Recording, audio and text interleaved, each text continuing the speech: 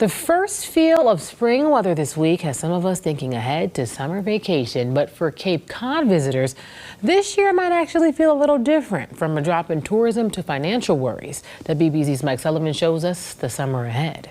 It's the annual migration.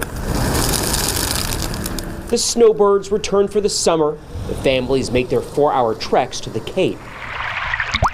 Only this year, those waves of people aren't rolling in quite the same. It is unusual this year in that we're seeing some of those folks who rebooked end up canceling and say, look, I'm not making to Provincetown this year. Brian Calhoun owns Brasswood Inn in P-Town. Often guests book for the following year before they leave. It's weird for us to have like 2 rooms available for Bear Week right now. Like normally Bear Week is full a year prior. Right now, the Cape Cod Chamber of Commerce says July and August look slow for bookings on the Cape. They believe due to a lack of price adjustments. I think there was definitely a sort of fake bubble. After the pandemic, places like Brasswood were packed.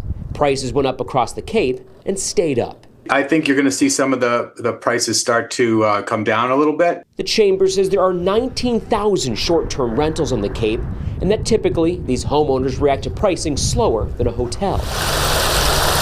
Then there's the political and financial uncertainty. We're certainly seeing some emails from some of our Canadian visitors. Told us by email, at least, that they're not going to be visiting this summer. Hospitality Maine, echoing the same fear up north, they are seeing summer cancellations. Guests saying they will see them in 4 years. Calhoun believes this isn't a new phenomenon. For innkeepers who've been around for decades, they see this every 4 years. There's a little hesitation. During the last election cycle, Calhoun saw a surge late in the year. Through Labor Day, we were packed. Like September kind of becomes a second summer. The financial balance for any hesitation now. In Boston, I'm Mike Sullivan, WBZ News.